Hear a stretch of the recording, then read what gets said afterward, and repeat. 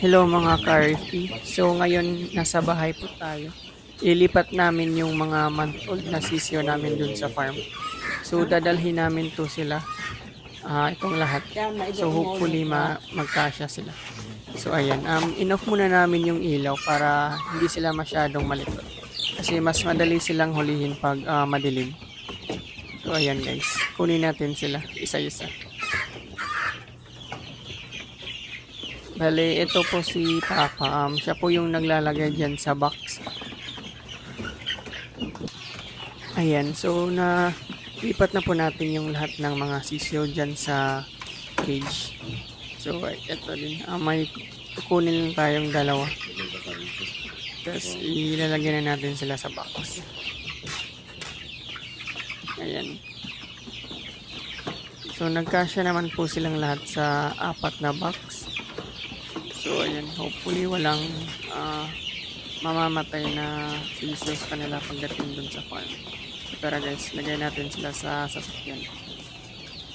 So, bali, mauna lang po sila Papa dun. Tapos ako susunod na lang mamayang hapon siguro. So, ayan. Ito po yung lahat ng sisiyo.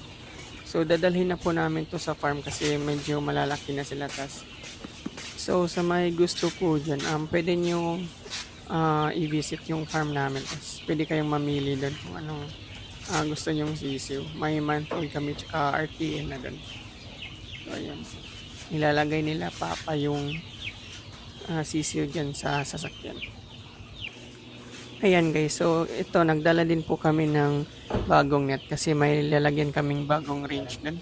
Tapos ito po yung trapal na ilalagay namin doon sa azola namin. So hopefully guys, sana matapos namin yung azola namin para may maggamit na din kami tapos makatipid ng feeds nila. So mamaya pagdating ko sa farm, papakita ko yung progress ng lalagyan ng azola namin. So ito po lahat ng mga sisiyo na dala nila Papa. So bali 4 na box tapos isang bayong. So yung nasa bayong is malaki-laki po yun. So ito guys, since nasa bahay naman tayo, pakita ko lang yung incubators namin. So ito may puno to siya ngayon, tas may nakalagay din po kami sa hatcher. So ito, yung ibang sisiyo hatch na siya. Ayan guys, ang cute nila. So mga after 3 to 5 days for release na po ito sila after kong ma-vaccine. So, hindi po kami nag-release ng sisiyo pag walang vaccine, guys. So, ayan. Papalis na po sila Papa. So, siguro mamayang hapon, pupunta din ako sa farm.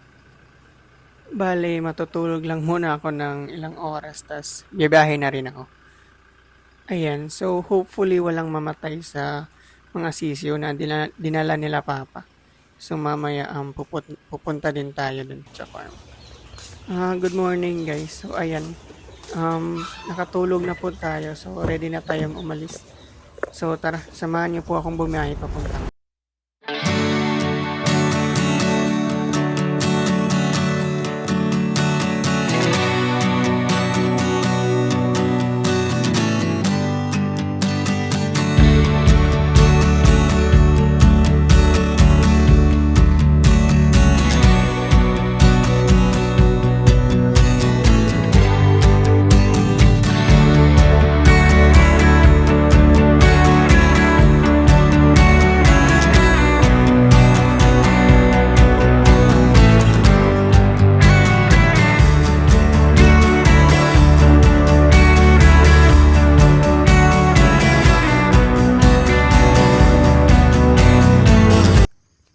So, nakarating din tayo sa farm.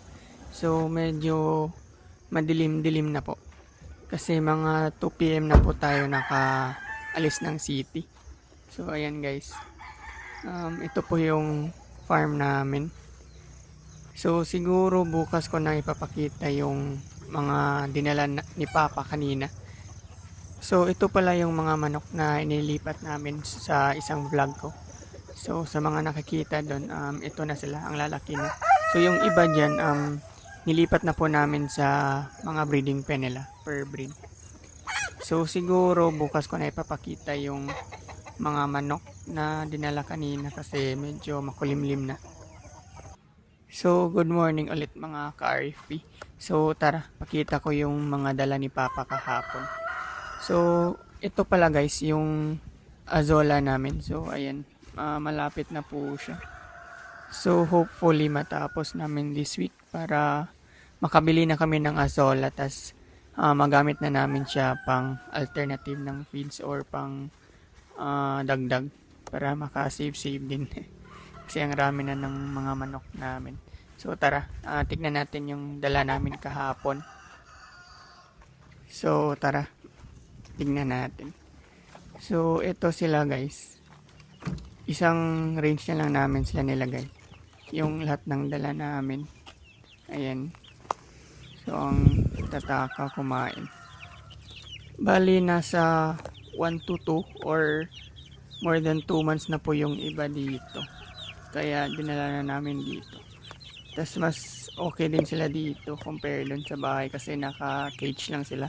Dito naka-free range na. So, tas sakto naman po kasi yung iba dyan 2 months na. So, pwede nang i-free range.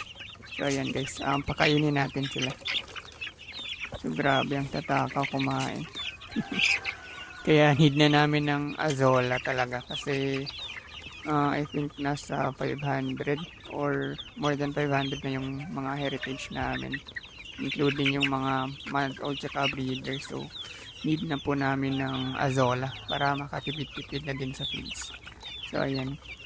So, sa mga may gusto po, for sale po pala to lahat. So, yung presyo nila is nagdidepende po per breed. So, siguro if may gusto kayo dyan, PM nyo lang kayo or PM nyo ko sa FB page namin. Ayan. So, ayun guys. Babalik na ako sa bahay kasi tanghali kasi tas ang init. Ayan, kita nyo naman po. So, hopefully matapos namin to. Yung azola pond namin or lalagyan ng azola para makagamit na din kami ng azola. So, I think yun na lang muna sa ngayon guys. Bibili din ako mamaya ng pins. Kasi paubos na yung mga feeds namin. So ayan, comment or PM lang po kayo guys if may mga tanong kayo. Please like and subscribe na lang po for more chicken videos or updates sa farm namin. See you po sa next vlog. Bye!